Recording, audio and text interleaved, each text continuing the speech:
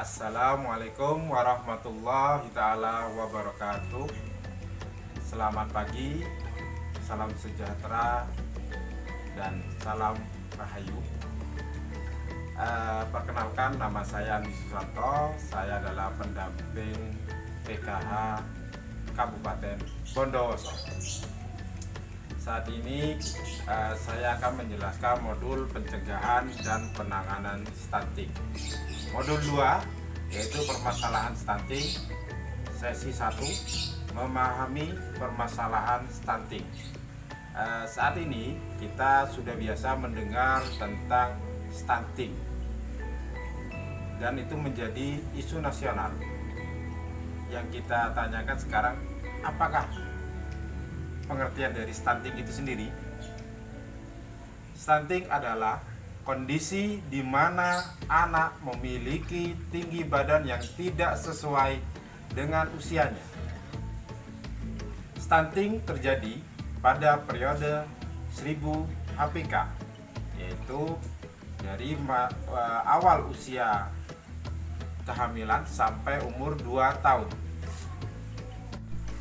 Kita sudah tahu mengenai tentang pengertian dari stunting itu sendiri. Maka akan timbul pertanyaan dari kita, apakah sama stunting dengan orang kerdil? Nah, jawabannya pasti adalah tidak sama. Kalau kerdil itu adalah kelainan genetik atau cacat. Sedangkan stunting itu disebabkan, yang pertama, penyebabnya secara langsung, yaitu kurang gizi, tidak imunisasi, dan yang ketiga adalah sakit berulang. Kurang gizi di sini bisa diartikan bahwa asupan gizi ibu dari awal kehamilan sampai melahirkan itu tidak terpenuhi, yaitu tidak 4 sehat 5 sempurna.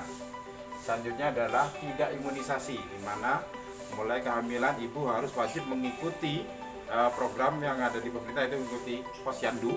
Selanjutnya waktu melahirkan, nah anak wajib diimunisasi kalau ingin anaknya tidak stunting. Selanjutnya adalah sakit berulang, di mana maksud di sini adalah sakit berulang biasanya pada masa anak menyusui, biasanya kadang mengalami yang namanya sakit. Nah, di situ mengibatkan kalau sakitnya berulang-ulang, akhirnya apa? Kondisi badannya menjadi lemah, asupan gizinya pun juga berkurang. Nah, di sini kita menjelaskan yang kedua adalah tidak langsung, kurang stimulasi atau rangsangan. Nah, stimulasi atau rangsangan ini diberikan pada saat ibu hamil, dari awal kehamilan sampai melahirkan. Nah, waktu hamil, di situ kita orang tua wajib memberi rangsangan, seperti memberi usapan pada perut, bercerita, terus mengaji boleh, dan menggunakan cahaya, karena pada masa kehamilan anak itu sudah bisa mulai mendengar, merasakan, dan bisa membedakan cahaya gelap dan terang. Pada saat melahirkan itu juga harus diberi stimulasi atau rangsangan, seperti bermain, mengajak bicara, dan segala macamnya.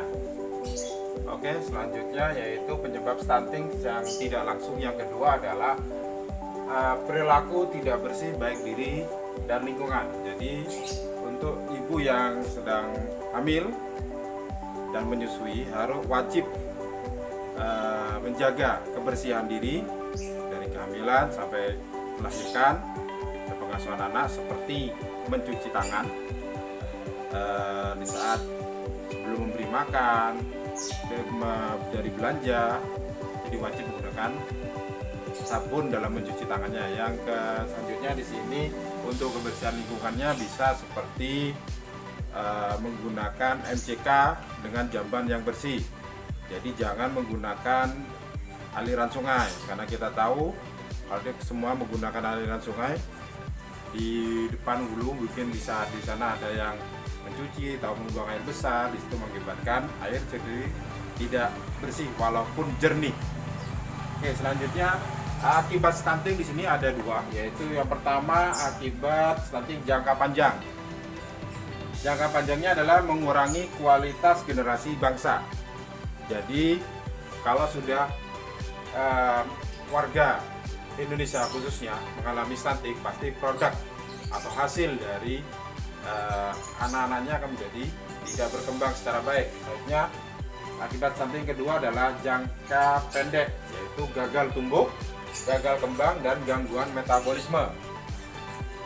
Gagal tumbuh di sini adalah bisa dilihat dari berat badan dari anak itu tidak naik, kadang turun, dan juga mengalami tinggi badan yang tidak sesuai dengan umurnya.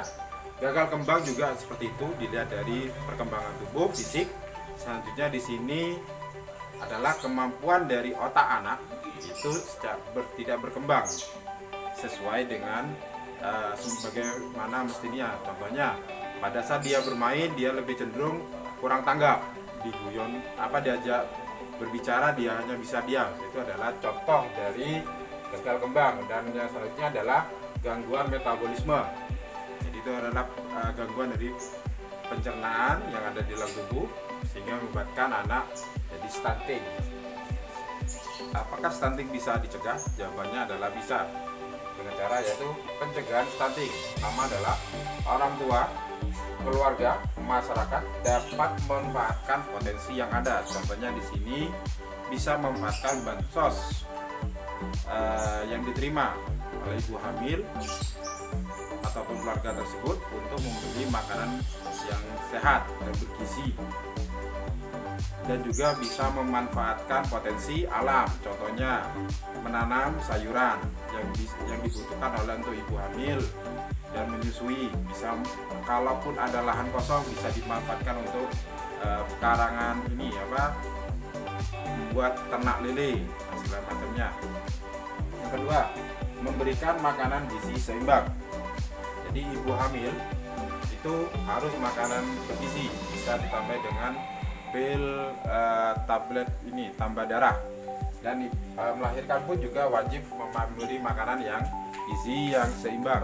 Yang ketiga adalah pemberian stimulasi atau rangsangan. Jadi dalam ibu hamil pun juga dalam kehamilannya janin itu sudah bisa diberi stimulasi atau rangsangan. Contohnya seperti mengusap pada saat bayi melakukan gerakan, kita bisa mengusap. Selanjutnya bisa mendengar, bayi itu sudah atau janin dalam itu bisa mendengar, jadi bisa melakukan yang namanya mendengarkan lagu-lagu yang merdu, bisa melakukan dengan cara mengaji ataupun berdongeng atau bercerita.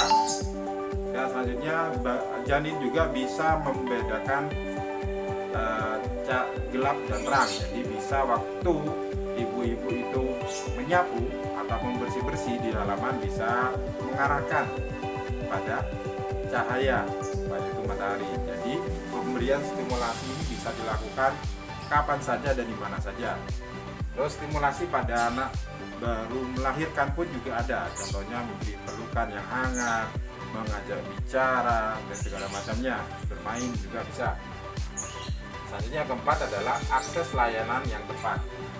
Jadi jika ada yang mengalami stunting, pertama, kita sebagai warga tidak boleh memberikan label atau memberi olok-olokan pada anak yang mengalami stunting. Selanjutnya, kalaupun ada, jadi bisa dilaporkan kepada SDM Kesos dan juga pada perawat atau tenaga medis yang ada di sekitar kita. Terus yang kelima, menjaga kebersihan diri dan lingkungan.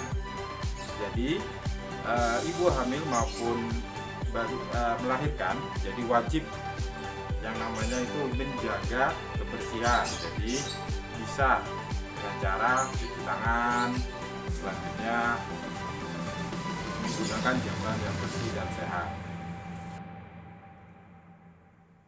Demikianlah penjelasan sedikit tentang stunting. Semoga kita nantinya bisa bertemu di modul-modul selanjutnya. Ingat, stunting dekat dengan